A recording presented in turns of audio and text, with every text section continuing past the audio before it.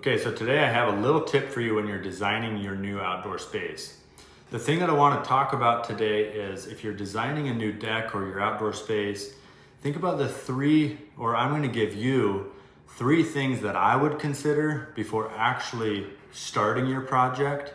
Because even if you don't do these 3 things now, the proper prior planning ahead of time will make it way easier to do for second phases or third phases or fourth phases. So these 3 things that I want to talk about are lighting, waterproofing your deck, creating a dry space underneath of it, or adding a patio cover.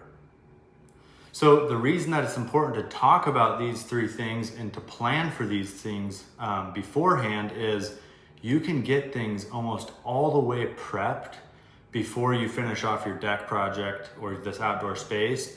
And then when you want to add in these features later on, it's just gonna make it that much easier if that planning had been done. So let's use lighting as an example. If you know that at some point you wanna add in lighting around the railing or lighting underneath the railing, or it's lighting in the soffit, or whatever this place is that you want lighting, if you can do your best to think about, okay, where is it that I want to add that?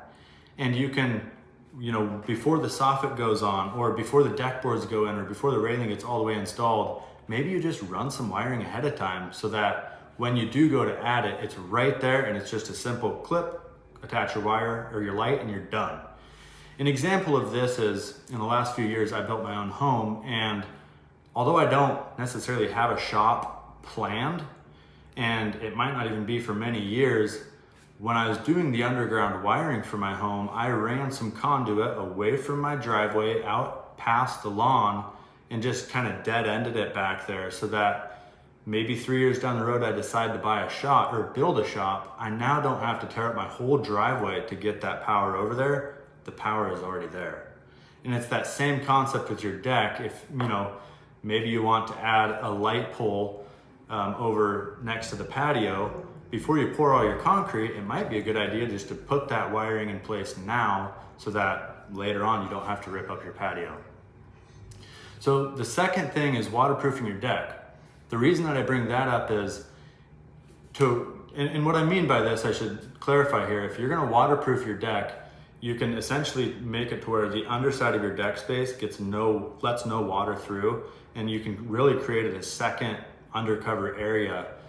So if your deck is, let's say, 8 feet off the ground, a lot of times we'll waterproof that, create a patio underneath of there, put a little privacy screen up, and it really just creates a cool outdoor room that's protected from the elements.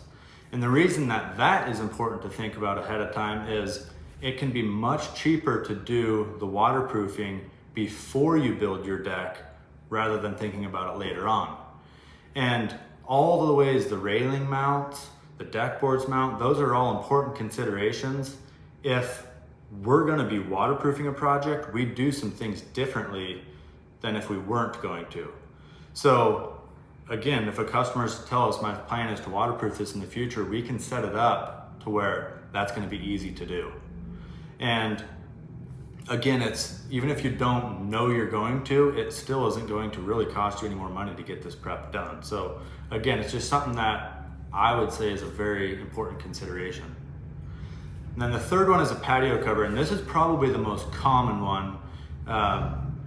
Again, I'm thinking of my own space, my own patio space at my home. It's not complete yet, but I know I'm going to be adding a patio cover in the future.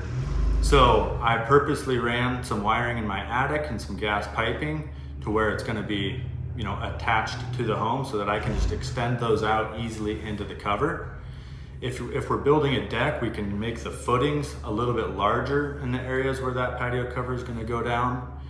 And there's just so many variables that can go into the patio cover actually getting installed. And if you know that ahead of time, you can put that in your design. You can do all the prep work, but not actually build it yet. And it'll save you a lot of time and energy in the long run. So these are 3 different things that when customers ask, like, what should I be considering? I would say these are the 3 that oftentimes maybe they get thought of, but they don't get all the way considered, and it ends up, causing a heartache.